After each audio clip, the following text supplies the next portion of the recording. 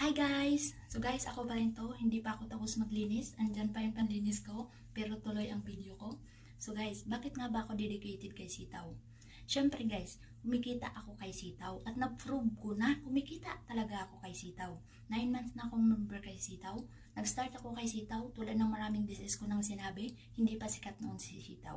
Okay? And then, magkano ang kinikita ko kay sitaw? Ito ay dagdag income lang ni sitaw na kinikita ko monthly guys. More than 10,000 monthly ang kinikita ko kay sitaw.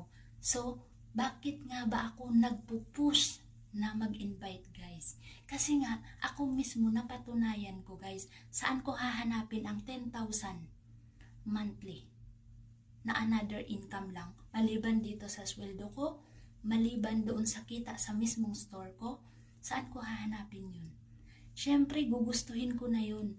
Ang 10,000 monthly guys ay sahod yun ng housemaid sa Pilipinas. So, dagdag income talaga siya guys. So, kung ikaw ay OFW, trabahuin mo lang si sitaw. At maghanap ka ng katulad ko. Katulad ko na handang magturo sa'yo mula umpisa hanggang pataas kung ano ang gagawin mo sa store mo. Kasi tayong dalawa to, kung wala ka, wala rin ako. So, ganun guys. Member